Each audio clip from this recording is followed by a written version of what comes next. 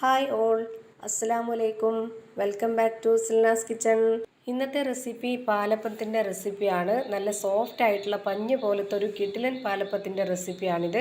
എത്ര വെറൈറ്റി ബ്രേക്ക്ഫാസ്റ്റുകൾ നമ്മൾ കഴിച്ചാലും അതിനിടയിൽ ഒന്നും മറക്കാനാവാത്ത രുചിയുള്ള ഒന്നാണ് ഈ ഒരു പാലപ്പം. അപ്പോൾ ഇന്നത്തെ എൻ്റെ റെസിപ്പി നല്ല സോഫ്റ്റ് ആയിട്ടുള്ള പഞ്ഞ് പോലെ ഒരു കിടിലൻ ടേസ്റ്റി ആയിട്ടുള്ള ഒരു പാലപ്പത്തിൻ്റെ റെസിപ്പിയാണ്. അപ്പോൾ നമ്മുടെ ഇന്നത്തെ വീഡിയോസ് ഫുള്ളായിട്ടൊന്ന് കണ്ടു നോക്കാം. അതിനു മുമ്പായി ഈ സിൽനാസ് കിച്ചൺ ചാനൽ ആദ്യമായിട്ടാണ് കാണുന്നതെങ്കിൽ പ്ലീസ് ഒന്ന് സബ്സ്ക്രൈബ് ചെയ്തേക്കണേ. അതുപോലെ തന്നെ നിങ്ങൾക്ക് ഈ വീഡിയോ ഇഷ്ടപ്പെടുകയാണെങ്കിൽ ഒരു ലൈക്ക് ചെയ്യാനും മറക്കരുത്. ഇനി നമുക്ക് റെസിപ്പിയിലോട്ട് കിടക്കാം. ഇതിനായി ഞാൻ ആദ്യം തന്നെ ഇവിടെ ഒരു പാത്രത്തിലേക്ക് പച്ചരിയാണ് ഇട്ട് കൊടുക്കുന്നത്. 250 ml കപ്പിൻ്റെ അളവിൽ 1 കപ്പ് നിറയെ പച്ചരി ഇട്ട് കൊടുക്കുന്നുണ്ട്. ഈ ഒരു കപ്പ് പച്ചരിക്ക് വേണ്ടിയിട്ടുള്ളതാണ് ബാക്കിയുള്ളതെല്ലാം അളന്നെടുക്കുന്നത്. ഈ ഒരു പാലപ്പം തയ്യാറാക്കാനായിട്ട് റേഷനരി ആണെന്നുണ്ടെങ്കിലും സാധാ പച്ചരി ആണെന്നുണ്ടെങ്കിലും ഇതേ അളവിൽ തന്നെ എടുക്കാൻ നോക്കുക.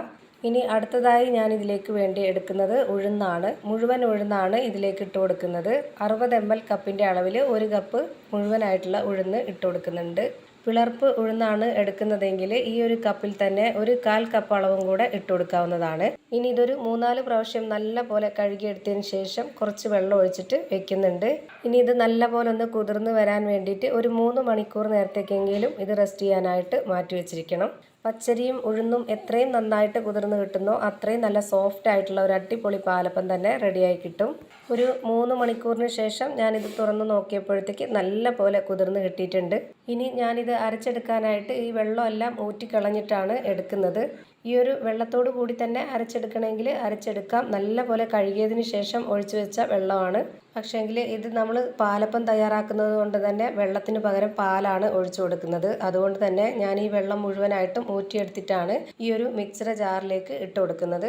ഞാനിപ്പോൾ ഈ ഒരു ജാറിലേക്ക് മുഴുവനായിട്ടും ഇട്ട് കൊടുത്തിട്ട് ഒരു പ്രാവശ്യമായിട്ടാണ് അരച്ചെടുക്കുന്നത്. അതിനുള്ളതേ ഉള്ളൂ. ഇനി അടുത്തതായിട്ട് ഇതിലേക്ക് ഇട്ട് കൊടുക്കുന്നത് 1/4 കപ്പ് അളവിൽ ചോറാണ്. ചോറ് ഏത് അരിയുടെ ചോറായിരുന്നാലും കുഴപ്പമൊന്നുമില്ല. ഞാനിപ്പോൾ ഇവിടെ ഈ ഒരു 1/4 കപ്പ് അളവിൽ നിറയെ ഇതിലേക്ക് ഇട്ട് കൊടുത്തിട്ടുണ്ട്. ഇനി അടുത്തതായിട്ട് നമുക്ക് ഈ ഒരു പാലപ്പത്തിന് മെയിനായിട്ട് വേണ്ടത് തേങ്ങാപ്പാലാണ്. അപ്പോൾ അതിനുവേണ്ടി ഞാനിവിടെ എടുത്തിട്ടുള്ളത് നല്ല കട്ടിയായിട്ടുള്ള തേങ്ങാപ്പാലാണ്. 1/2 കപ്പ് അളവിൽ 1.5 കപ്പ് തേങ്ങാപ്പാലാണ് ഞാനിതിലേക്ക് ഒഴിച്ചു കൊടുക്കുന്നത്. പിന്നെ ഞാനിതിലേക്ക് ഈ ഒരു 1/2 കപ്പ് അളവിൽ തന്നെ 1 കപ്പ് അളവിന് തേങ്ങാവെള്ളവും കൂടെ ഒഴിച്ചു കൊടുക്കുന്നുണ്ട്. തേങ്ങാവെള്ളം നല്ല തേങ്ങാവെള്ളം ആയതുകൊണ്ടാണ് ഞാനിപ്പോൾ ഇതിലേക്ക് എടുത്തിട്ടുള്ളത്. ഇനിയിപ്പോൾ തേങ്ങാവെള്ളം കിട്ടിയിട്ടില്ല എന്നുണ്ടെങ്കിൽ ഈ ഒരു കപ്പ് അളവിൽ 1 കപ്പ് തേങ്ങാപ്പാൽ ഒഴിച്ചു കൊടുത്താലും മതി. അപ്പോൾ ഞാനിപ്പോൾ ഇവിടെ 1/2 കപ്പ് മെഷർമെൻറ്റ് കപ്പിൽ 1.5 കപ്പ് തേങ്ങാപ്പാലും 1/2 കപ്പിൻ്റെ 1 കപ്പിൽ തേങ്ങാവെള്ളവുമാണ് ഒഴിച്ചു കൊടുത്തിട്ടുള്ളത്.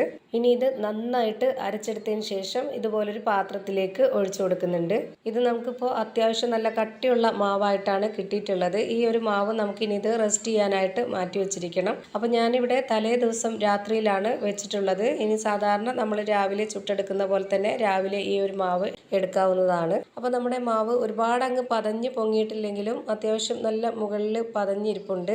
ഇനിയിപ്പോൾ നമ്മുടെ സാധാരണ അപ്പം ചുടുന്ന ആ ഒരു പരുവത്തിലേക്ക് നമ്മളിതിൽ വെള്ളം ഒഴിച്ച് കറക്റ്റാക്കി കൊടുക്കണം. ഞാനിപ്പോൾ ഇതുപോലെ കുറച്ച് വെള്ളം എടുത്തിട്ടുണ്ട് ഒരു കയ്യിൽ. പിന്നെ അതിലേക്ക് ഒരു നുള്ള് സോഡാപ്പൊടി ഇട്ട് കൊടുത്ത് ആവശ്യത്തിനുള്ള ഉപ്പ് ഇട്ട് കൊടുത്ത് 1 സ്പൂൺ അളവിൽ പഞ്ചസാരയും ഇട്ട് കൊടുക്കുന്നുണ്ട്. ചെറിയൊരു മധുരവും ഉപ്പൊക്കെ ഉണ്ടെങ്കിൽ ഇത് നല്ല ടേസ്റ്റ് ആയിട്ട് കിട്ടുള്ളൂ. ചെറിയൊരു മധുരവും കൂടെ ഇഷ്ടമുള്ളവർക്ക് മാത്രം ഈ ഒരു പഞ്ചസാര ഇട്ട് കൊടുത്താൽ മതി. അല്ലാന്നുള്ളവർക്ക് സ്കിപ്പ് ചെയ്യാം.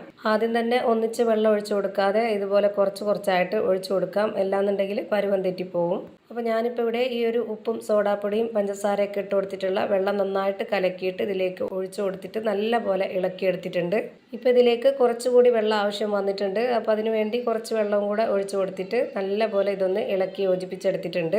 ഇപ്പോൾ ഇതാണ് ഇതിൻ്റെ കറക്റ്റ് പരുവം. ഇനി ഇത് ചൂടാനായിട്ട് സ്റ്റവിലേക്ക് ഒരു പാൻ വെച്ച് കൊടുത്ത് ഫ്ലെയിം ഓൺ ആക്കി കൊടുത്തിട്ടുണ്ട്.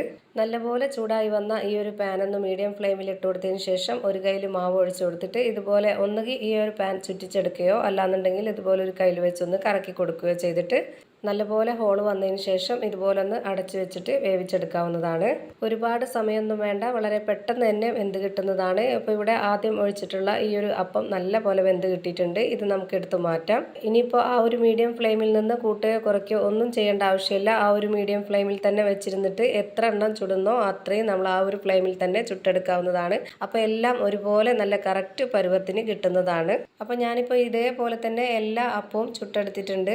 ഞാനിപ്പോൾ ഇവിടെ ചുട്ടുവച്ചതിൽ നിന്നും ഒരെണ്ണം പൊട്ടിച്ച് കാണിച്ചു തരാം. നല്ല സോഫ്റ്റ് ആയിട്ടുള്ള പഞ്ഞ് പോലൊരു പാലപ്പമാണ് തയ്യാറായി കിട്ടിയിട്ടുള്ളത്. ഇത്രയേ ഉള്ളൂ ഇന്നത്തെ വീഡിയോ. വീഡിയോ ഇഷ്ടമായാൽ ലൈക്ക് ചെയ്യാനും കമൻറ്റ് ചെയ്യാനും ഷെയർ ചെയ്യാനും മറക്കരുത്. അതുപോലെ തന്നെ ഞാനിടുന്ന പുതിയ പുതിയ വീഡിയോസ് നോട്ടിഫിക്കേഷനായിട്ട് കിട്ടുന്നതിന് വേണ്ടി സബ്സ്ക്രൈബ് ചെയ്ത് ബെല്ലൈക്കൺ അമർത്തി അതിൽ ഓൾ എന്ന ഓപ്ഷൻ എനേബിൾ ചെയ്ത് കൊടുക്കാനും മറക്കരുത്. പുതിയൊരു വീഡിയോയുമായി വീണ്ടും വരും. Thank you for watching.